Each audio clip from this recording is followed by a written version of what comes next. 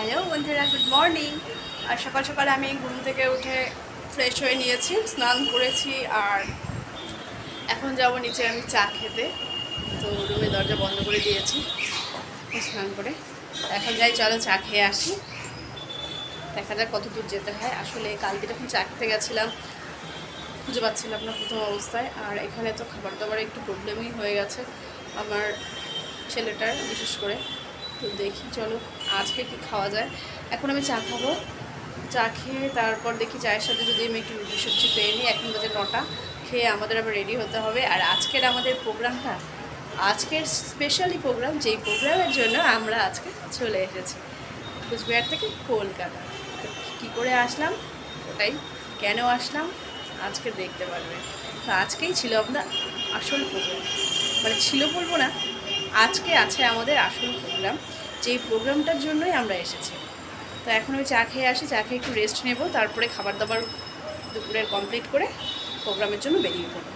চলো, এই হলো আমাদের হোটেল। আর এখান থেকে বেরিয়ে এখন আমরা এদিক দিয়ে যাচ্ছি। চলে এসেছি দোকানে। আর এখানে পুরি ভাত ছিল, আর পুরি নিয়ে নেওয়া হলো।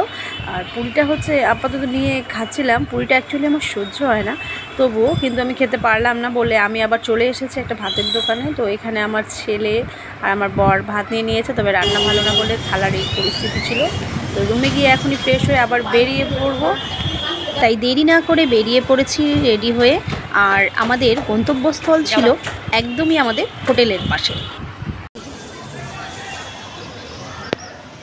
চলে এসেছি কলকাতা শরৎ সদনে। আর এটা হাওড়াতে। অডিটোরিয়ামটা সত্যি খুব সুন্দর ছিল।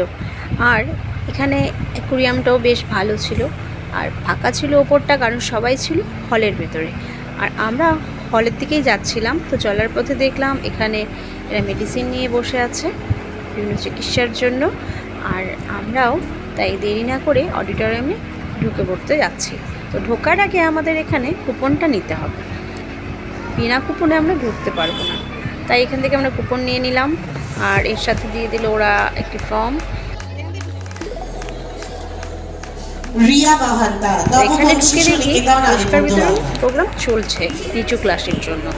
আমার ছেলে ক্লাস 4-এর পুরস্কার নেবে, তাই একটু দেরি আছে। তো এখানে বিভিন্ন অতিথিরা ছিল, দেখতেই পাচ্ছ। আর ইনি হলেন জুনিয়র পিসি সরকার, ওনার স্ত্রী। আসলে এখানে অনেকেই এসেছিল যাদের হয়তো আমরা ভাবতে পারিনি তাদের সামনে কখনো আমরা যেতে পারবো। আর আমরা টিফিনটা নিয়ে নিই, লাঞ্চটাও নিয়ে নিই। তো বসেছিলাম, তো টিফিন আর লাঞ্চ একবারেই হয়ে যাবে বলে খুবই ভালো লাগছিল, গর্ববোধ হচ্ছিল। যাই হোক, ছেলের জন্য একটা জায়গায় আসতে পেরেছি আজকে। ওই আমার ছেলে চলে এসেছে।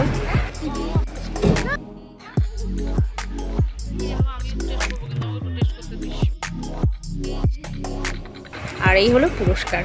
কয়েকটা ছবি ক্লিক করে নিয়েছি আনন্দের মুহূর্তগুলোকে ধরে রাখার জন্য। আর বাইরে বেরিয়ে এসে এই হলো শরৎ সদন সামনেটা, খুব সুন্দর। এখানে প্রতিটা অনুষ্ঠানই নাকি হয়, আমরা জানি না, তো বলছে সবাই। তো ভাবলাম এতক্ষণ যখন এখানে বসেই ছিলাম, এবার একটু গাড়ি করে ঘুরে আসি। এখন তো রাত হয়ে যাবে, তাই একটি ট্যাক্সি ভাড়া করে বেরিয়ে পড়েছি কলকাতার হাওড়া ব্রিজের উদ্দেশ্যে।